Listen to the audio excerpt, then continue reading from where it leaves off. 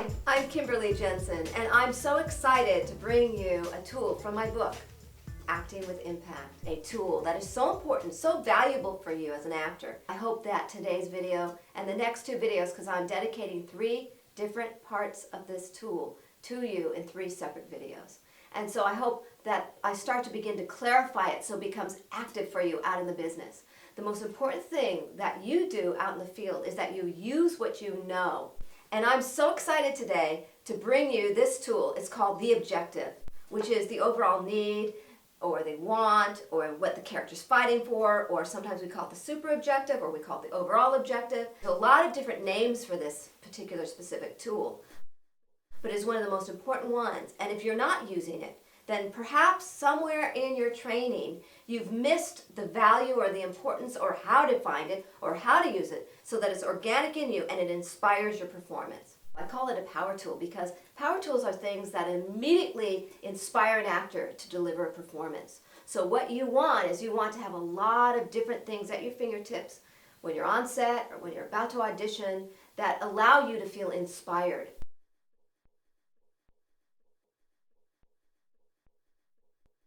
If the audience does not know what the character wants within the first 10 minutes of the film or pilot or TV show or theater piece, they lose interest because they want to get on board with somebody. They want to feel like, hey, I can root for this man or root for this woman because they want something and I can relate to what they want.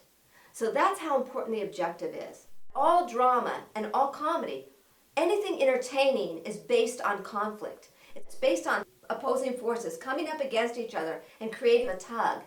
Think of way back in the romantic times of Romeo and Juliet.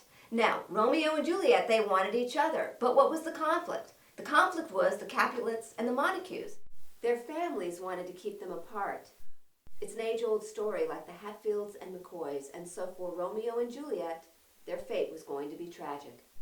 Now we can take it all the way to modern times, more present time film, like Iron Man 3. And we have Tony Stark, who is played by Robert Downey Jr. What is our opposing force? And we have Guy Pearce, who plays the very evil guy. Of course, wants to take over the world. The Mandarin, and Kingsley, who plays the Mandarin. We have all of these 3 different characters that want such different things. We have Gwyneth Paltrow playing Pepper, who just wants peace in her life and a normal relationship with her love, Tony Stark. And we have the Mandarin, who just wants drugs and wants to have fame, wants an acting job. Tony Stark wants to save the president, save Pepper, and save the world. This makes for a lot of conflict because we have 4 people wanting all different things, and there's a lot of explosions in between all of these conflicts and objectives. And often an objective stays the same from the beginning of the film all the way to the end, and sometimes it changes.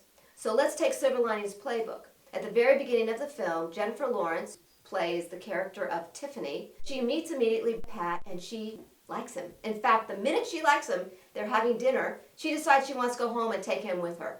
But you get it. You get that she likes him. And then we look at the Bradley Cooper character, Pat, and he wants to rekindle a relationship with his ex-wife.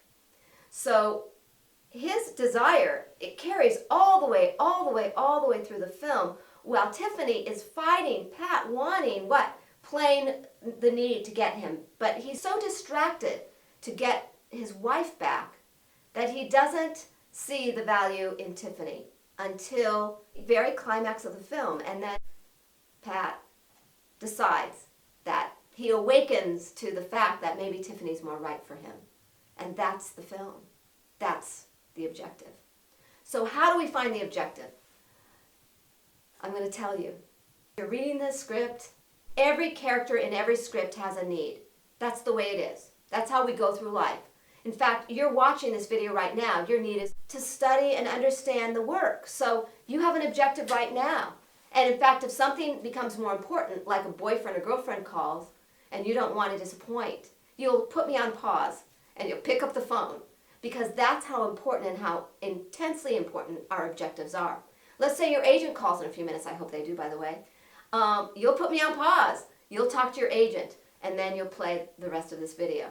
But I want to give you a surefire way of finding your objective if it's a cold reading and it's the first time you've ever seen the script, and you don't even have the script, you only have a scene, how do you find the need?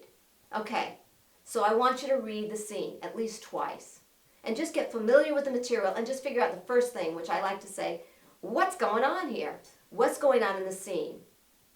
And then after you figure out what's going on in the scene, you try to figure out, well, where am I emotionally when I start? Because a very well acted scene, you begin in one emotion, you end in another one. You end it might be you start in anger, maybe you're less angry, but there's a change. There's always a change.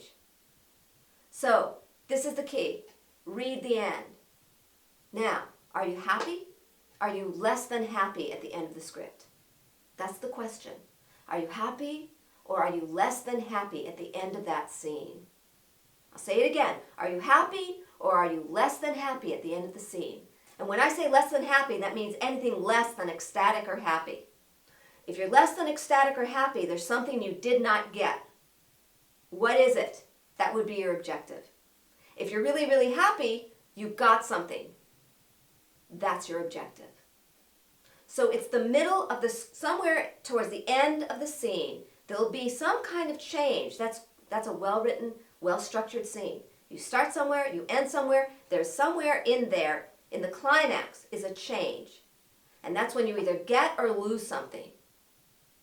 Whatever you didn't get, that's your objective. Whatever you got, that's your objective. Okay? So have a wonderful time out there looking at scripts. Feel free to comment at the end of this video, and I look forward to hearing all of your results at some point in your career. Have a wonderful time out there working on your acting. Discover more ways to check out the objective, and for a more complete lesson, check out my book, Acting with Impact: Power Tools to Ignite the Actor's Performance.